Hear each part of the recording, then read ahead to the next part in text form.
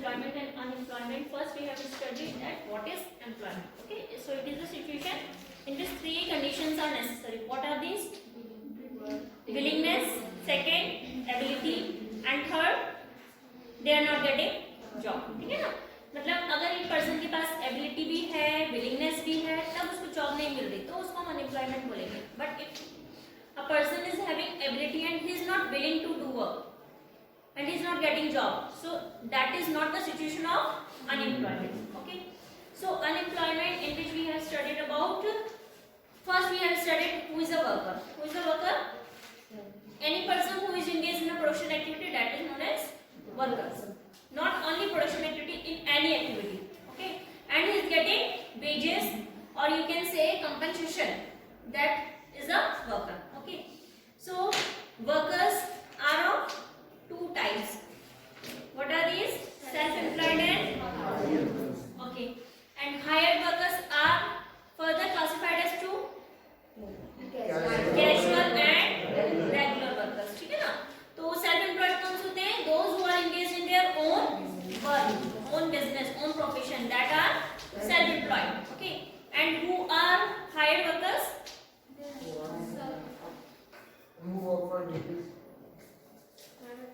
The persons who are hired by others, like a teacher working in a school, ठीक है, who are rendering their services for others, दूसरों के लिए काम कर रहे हो तो उसको hired बोलते हैं. Hired workers को भी टू कैटेगरीज में डिवाइड किया है. कौन कौन सी है? Regular and second one is casual. ठीक है, रेगुलर क्या होते हैं? जो परमानेंट पेरोल पे काम करते हैं, और कैजुअल कौन से होते हैं? जो डेली वेजेस पे काम करते हैं. ठीक है, उनको कोई पीएफ वगैरह की कोई सिक्योरिटी नहीं मिलती है. सेकंड, इसके बाद हमने क्या था? लेबर सप्लाई, लेबर फोर्स और वर्क फोर्स. लेबर सप्लाई और लेबर फोर्स में क्या डिफरेंस था? जल्दी बताओ. लेबर सप्लाई में क्या था? जल्दी बताओ भाई, बता रखा है मैंने तुम्हें. उसमें सिर्फ ये देखते हैं हमने कि कितने लोगों की जरूरत है और कितने लोग वहाँ पे काम कर रहे हैं. अगर मैं कह रही हूँ वहाँ पे 10 लोगों की जरूरत है और वहाँ पे 6 लोगों की जरूरत है, 10 लोग काम कर रहे हैं, तो वो हमारी लेबर क्या हो गई? फोर्स हो गई. ठीक है ना, लेबर सप्लाई हो गई. और लेबर फोर्स में मतलब एक्चुअली बिलिंग कितने की थी और एक्चुअली कितने काम कर रहे हैं, दैट इज ना लेबर फोर्स. ठीक है, और वर्क फोर्स क्या होता है? Work force means labour force में से अगर हम नंबर ऑफ पर्संस को हटा देते हैं जिन्हें काम करने की जरूरत ही नहीं है, ठीक है ना, तो that is the work force. इसके बाद हमने किया था कि ज्यादातर वर्क फोर्स हमारे रूरल एरियाज में. ऐसा क्यों है? What is the reason behind it? That most of the peoples are engaged in the rural areas. They are working in the rural areas.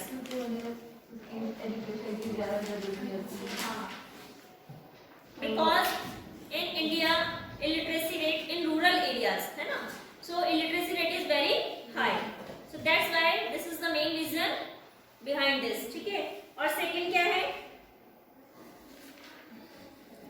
कि लोगों को ये लगता है कि किसी के अंडर काम नहीं करना है, तो इसलिए वो अपने खेतों में ही लगे रहते हैं. सबके सब पूरी फैमिली अपने वहीं पे लगी रहती है. ठीक है, इसके बाद हम लोगों ने किया था कि rate of participation. Rate of participation मतलब कि डिपेंडेंसी ज्यादा रहती है ना. डिपेंडेंसी ज्यादा मतलब लोग अगर बड़े बड़े होगी, फार्मर्स प्रोडक्शन करके छोटे छोटे लगे रहते हैं, तो उन पे ही डिपेंड रहते हैं. क्यों? क्योंकि छोटे फार्मर्स कर रहे हैं production.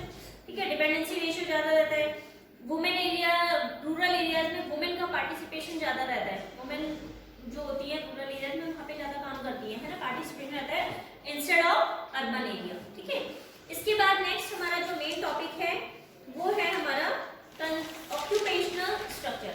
As a name suggest, occupational structure. Occupational structure का मतलब क्या होता है कि हमने जो डिस्ट्रीब्यूशन होता है हमारा काम का, डिस्ट्रीब्यूशन ऑफ पॉपुलेशन को हमने अकॉर्डिंग टू किसमें डिवाइड करना है? According to their type of occupation हम उसको डिवाइड कर रहे हैं. ठीक है ना, जैसे सपोज मेरे पास ये पॉपुलेशन है और पॉपुलेशन को मैं डिवाइड कर रही हूँ according to their occupation.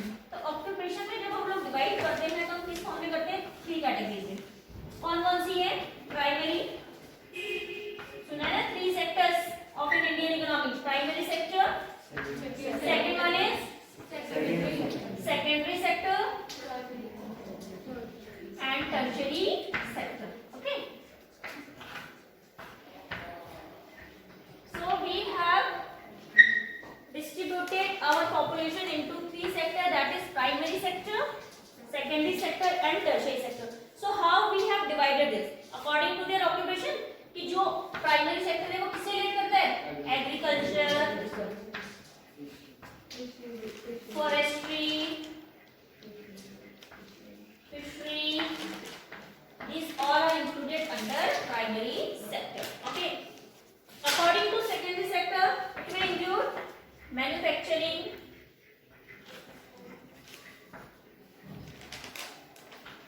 Secondary sector को मैन्युफैक्चरिंग सेक्टर भी बोलते हैं, ठीक है ना, इसमें मैन्युफैक्चरर्स करते हैं हम लोग। जो हमारा थर्ड है टर्शियरी सेक्टर, इसमें क्या करते हैं, this is also known as service sector, इसमें सर्विस प्रोवाइड करते हैं, लाइक ट्रांसपोर्टिंग, ट्रांसपोर्ट करना वो भी तो सर्विस है। अगर सपोज मैंने रॉ मटेरियल है मेरा, ये रॉ मटेरियल हो रहा है यहाँ पे, ठीक है, तो ये मेरा किसमें आएगा, प्राइमरी। इसके बाद सपोज इससे मैंने क्या करना है, क्लोथ बनाना है, क्लोथ बना मेरा, ये किसमें आया मेरा, सेकेंडरी में। अब क्लोथ तो बन गया, अब क्या करना है, मैं अपने घर में तो रखूंगी नहीं उसको, या शॉप पे तो नहीं रखूंगी उसको, क्या करूंगी, बेचने के लिए आगे को बेचना है, तो वो क्या होगा मेरा, सर्विस में आएगा, फॉर सेलिंग, है ना, तो service.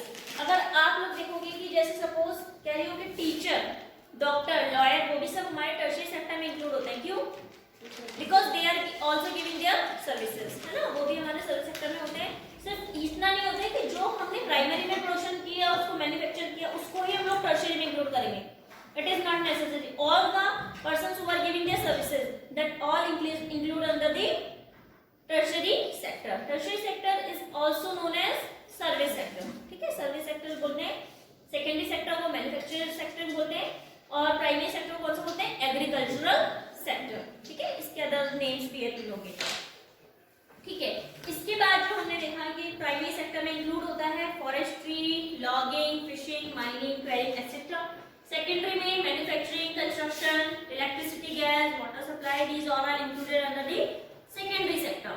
And tertiary include trade, transport and storage and services like banking, insurance, these all are included under the sector that is tertiary sector. Okay.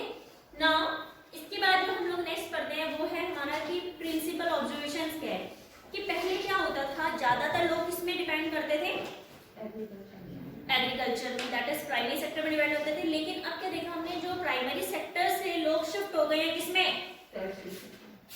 Not only tertiary, इन दोनों में include हो गए, ठीक है।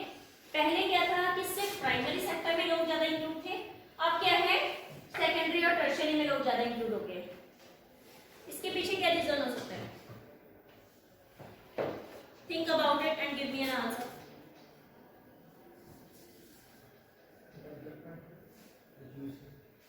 और क्या होता है ग्लोबलाइजेशन,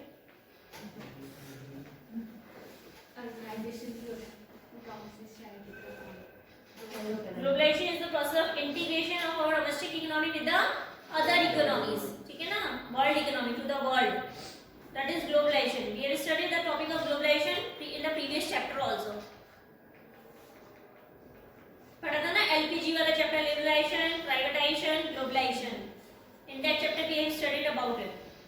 सो प्राइमरी सेक्टर में लोग ज्यादा डिपेंड करते थे, ठीक है। अगर हम आज की बात करते हैं, आज लोग कम डिपेंड है, क्यों, क्योंकि आज जो है, पहले क्या था, लोगों का उसी से ही इतनी खर्चा नहीं था, इतना पॉपुलेशन नहीं था, ठीक है, इतनी ज्यादा लोगों को जरूरत नहीं लगती थी कि हमने कहीं और जॉब करनी है, उनका बस ये लगता था कि घर का खर्चा चलना चाहिए, चाहे वो कैसे भी चले, ठीक है। लेकिन अब क्या है, अब लोगों के सोचते हैं कि भाई हमें पैसे चाहिए, क्योंकि सारी नीड तो तुम्हारा प्रोडक्शन तो नहीं पूरी कर सकता ना, पैसे तो चाहिए होते हैं तुम्हारे, ऐसे तो नहीं सिर्फ खाना ही चाहिए होता है, सारी फैसिलिटी चाहिए होती है एक पर्सन को, तो इसलिए लोग ज्यादा जो है सेकेंडरी और टर्शियरी में इन्वॉल्व हो गए हैं, और प्राइमरी को कम कर दिया लोगों ने, ठीक है।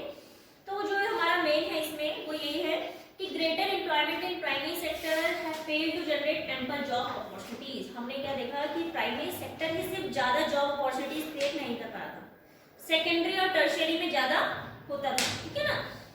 This is an another important point word कि हमारा जो बैकवर्डनेस हो रहा है इंडियन इकोनॉमी का, वो इसलिए हो रहा है, क्यों, क्योंकि जो मेन हमारा जो बेस ही खत्म हो रहा है, तो आगे का अब कैसे रहेगा। सबसे पहले तो बेसिक चाहिए होता है ना, हमें बेस चाहिए किसी चीज को। अगर हमें सपोज क्या कोई मकान भी बनाना है, सबसे पहले नीचे बुनियाद रखनी पड़ती है, ठीक है, जब वो ही नहीं रहेगी तो मकान कैसे बनेगा? तो यही हमारा मेन रीजन है कि जो हमारी इंडियन इकोनॉमी है वो बैकवर्डनेस होती जा रही है, ठीक है ना। इसके बाद है secondary sector lagging behind the tertiary sector. अगर मैं टर्शियरी सेक्टर की कंपैरिजन में बात करती हूँ तो सेकेंडरी सेक्टर उससे पीछे, टर्शियरी सेक्टर सबसे टॉप पे। कैसे? क्योंकि टर्शियरी सेक्टर में क्या है, इंडस्ट्रियलाइजेशन फेल हो गया है कि वो जो है एक लीडिंग सेक्टर बने ग्रोथ का, ठीक है ना। We all know developed economies are industrial economy. अच्छा, जो हमारी कंट्रीज होती हैं, कंट्रीज भी टू टाइप्स की होती है, एक होती है डेवलप्ड, दूसरी होती है डेवलपिंग। दोनों में क्या डिफरेंस होता है? डेवलप्ड है और सेकंड है developing. What is the difference between them? Develop हो रही है और एक डेवलप है। देखो, डेवलप्ड कौन सी होती है? जहां पे ऑलरेडी डेवलप्ड है, वहां पे सारी फैसिलिटीज हैं, सब कुछ है, अच्छा खासा एम्प्लॉयमेंट है, सब कुछ है, प्रॉपर फैसिलिटीज है, एजुकेशन से रिलेटेड हो, हेल्थ से रिलेटेड हो। और डेवलपिंग मतलब those which are in the progress, जो अभी प्रोसेसिंग में है, जहां पे डेवलप अभी हो रहा है, ठीक है ना। तो डेवलपिंग होता है, डेवलपिंग में कंफ्यूज मत होना, बच्चे इसमें कंफ्यूज हो रहे हैं डेवलप्ड क्या है डेवलपिंग क्या है, क्योंकि दोनों सेम ही लगता है, ठीक है ना, लेकिन दोनों में डिफरेंस होता है। अच्छा, इसके बाद जो हमारा आता है, while those living in urban areas are engaged largely in secondary sector and tertiary sector। अगर हम रूरल एरिया की बात करते हैं तो रूरल एरियाज में लोग ज्यादा प्राइमरी सेक्टर पे डिपेंड करते हैं, और अगर हम अर्बन एरियाज की बात करते हैं सो वहां पे किस पे डिपेंड करते हैं? सेकेंडरी और टर्शियरी पे, ठीक है। Tertiary sector is taking a lead over secondary sector as a source of employment in urban areas, ठीक है। मेनली जो हमारा प्राइमरी सेक्टर है वो कहां पे चलता है? रूरल एरियाज में, और सेकेंडरी सेक्टर और tertiary sector urban areas, okay.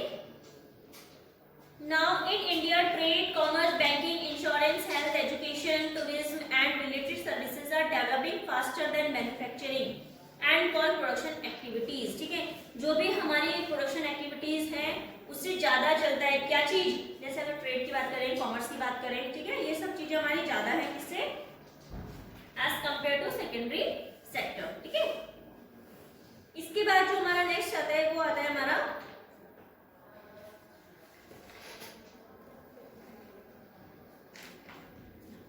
देखो jobless growth. Jobless growth means जैसे तुम्हें वर्ड से ही पता लग रहा है, जॉबलेस ग्रोथ, ग्रोथ हो रही है लेकिन जॉबलेस है, जॉब ही नहीं है, और ग्रोथ हो रही है, तो कैसे ग्रोथ हो रही है? देखो, economic growth occurs when GDP rises. अगर मैं कह रही हूँ किसी कंट्री की इकोनॉमी बढ़ रही है तो यानी कि कैसे बढ़ रही है? उसकी जीडीपी बढ़ रहा होगा। GDP means gross domestic product होता है, लेकिन होता क्या है उसका मतलब?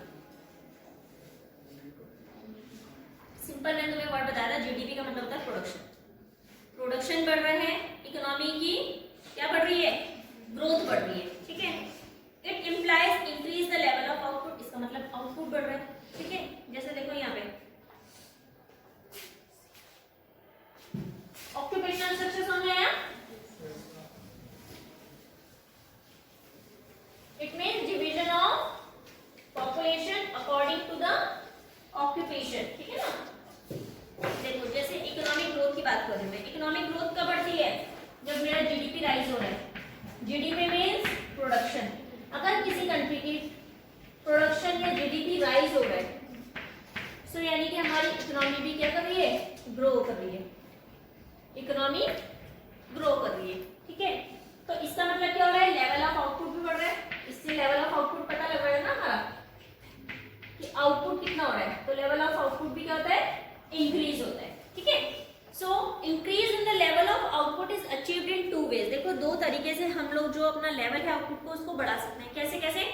या तो ज्यादा एम्प्लॉयमेंट क्रिएट करके, या फिर बेटर टेक्नोलॉजी का यूज करके, ठीक है। इसके दो मेथड हैं। कैसे करके अपने आउटपुट को बढ़ाएंगे? ग्रेटर एम्प्लॉयमेंट, या तो एम्प्लॉयमेंट ज्यादा क्रिएट करेंगे तो आउटपुट बढ़ेगा, ज्यादा लोग काम करेंगे तो ज्यादा आउटपुट देंगे, ठीक है। या फिर ज्यादा बेटर टेक्नोलॉजी को यूज करके, better technology. So level of output, greater level of output can be achieved by two methods. कौन कौन से? ग्रेटर एम्प्लॉयमेंट और थ्रू बेटर टेक्नोलॉजी, ठीक है। Now see, in poor countries जैसे कि इंडिया है, India is also a poor country, ठीक है। So India, like India, where there is a staggering unemployment. Economic growth becomes meaningful only when it is associated with greater opportunities of unemployment. ठीक है, अगर हम लोग देखते हैं कि सिर्फ अगर अनएम्प्लॉयमेंट की बात करते हैं तो जो हमारी इंडिया है वहां से पॉवर्टी क्या खत्म हो सकती है कि नहीं हो सकती है? हो सकती है अगर हम लोग ज्यादा एम्प्लॉयमेंट की अपॉर्चुनिटीज को बढ़ाते हैं. ठीक है, unfortunately Indian economy is experiencing GDP more through technology than the employment of labour. अब क्या है, अगर हम इंडिया की बात करते हैं तो इंडियन इकोनॉमी में जीडीपी तो बढ़ रहा है, लेकिन कैसे बढ़ रहा है? मोर थ्रू टेक्नोलॉजी. टेक्नोलॉजी का ज्यादा यूज हो रहा है और लेबर का कम हो रहा है. अब जब लेबर का कम यूज हो रहा है तो इससे क्या हो रहा है? अनएम्प्लॉयमेंट क्या हो रहा है? बढ़ रहा है. ठीक है ना, अनएम्प्लॉयमेंट हमारा बढ़ रहा है हमारी कंट्री में. So it is the situation of jobless growth. कि ग्रोथ तो हो रही है, ग्रोथ तो हो रही है, वही काम जो है मशीन्स कर रही है, टेक्नोलॉजी कर रही है, लेकिन क्या है, लोगों को तो अनएम्प्लॉयड कर दिया. ठीक है, तो जॉबलेस ग्रोथ इसी को ही बोलते हैं. ठीक है, कि इकोनॉमी तो ग्रो कर रही है लेकिन जॉबलेस है, जॉबलेस ग्रोथ हो रहा है हमारा इंडियन इकोनॉमी का. ठीक है, so why are we relying more on technology and less on employment. अब ठीक है, मैंने तुम्हें कहा कि टेक्नोलॉजी का ज्यादा यूज हो रहा है और लोगों का कम यूज हो रहा है. यानी कि टू मेथड्स होता है, कैपिटल इंटेंसिव और लेबर इंटेंसिव. तो कैपिटल इंटेंसिव का यूज हो रहा है इंस्टेड ऑफ लेबर इंटेंसिव. ठीक है ना, इससे क्या हो रहा है? अनएम्प्लॉयमेंट क्रिएट हो रहा है. तो इसके पीछे क्या रीजन है? See our growth process is being increasingly hijacked by MNC. देखो एमएनसी सुने, एमएनसी क्या होता है? Multinational companies. मल्टीनेशनल कंपनीज जो है इन्होंने क्या करा है, जो हमारी ग्रोथ है उस प्रोसेस को हाईजेक कर लिया है. ठीक है, these companies specialize in achieving high growth through efficient technology rather than through great, मतलब मैन पावर का यूज ना करके किसका यूज कर रहे हैं? टेक्नोलॉजी का यूज कर रहे हैं. ठीक है, क्यों? क्योंकि एमएनसी ने उनको हाईजेक कर रखा है. ज्यादा तो जो इंडियन कंपनीज है वो एमएनसी बन गई है. ठीक है, और एमएनसी जो है ज्यादा किस पे डिपेंड करती है? टेक्नोलॉजी पे इंस्टेड ऑफ मैन पावर. ठीक है, जो बाहर की कंपनीज है, मल्टीनेशनल कंपनीज है, वो लोग ज्यादा टेक्नोलॉजी का यूज करते हैं. वो मैन पावर पे क्या बिलीव नहीं करते हैं. उनको लगता है कि शायद एक्यूरेट रिजल्ट नहीं आएगा या एक्यूरेट जो हमें लेवल चाहिए होता है प्रॉफिट वो नहीं मिलेगा. ठीक है, so we may end up this section by stating the fact that while growth of GDP has risen from 3.6% से 8% हुआ है. ठीक है, तो सिंपल तुमने ये समझना है इसमें कि जो हमारी क्या, जो हमारा एम्प्लॉयमेंट हो रहा है, जो एम्प्लॉयमेंट का अनएम्प्लॉयमेंट हो रहा है, सॉरी जो अनएम्प्लॉयमेंट हो रहा है उससे क्या हो रहा है? हमारी इकोनॉमी ग्रोथ तो कर रही है इंडियन इकोनॉमी, लेकिन जॉबलेस ग्रोथ है. जॉबलेस ग्रोथ मतलब जॉब नहीं है लोगों के पास. क्यों? क्योंकि बेटर टेक्नोलॉजी का यूज हो रहा है. ठीक है, तो उससे क्या हो रहा है? जो लोग काम कर रहे हैं उसको हट गए, अनएम्प्लॉयड हो गए. ठीक है, इसके बाद जो हमारा नेक्स्ट टॉपिक है, अब पहले बताओ जॉबलेस ग्रोथ समझ में आया? जॉबलेस ग्रोथ का मतलब क्या है? अगर सिंपल कोई तुम्हें पूछे what is the meaning of jobless growth, so how can you define it?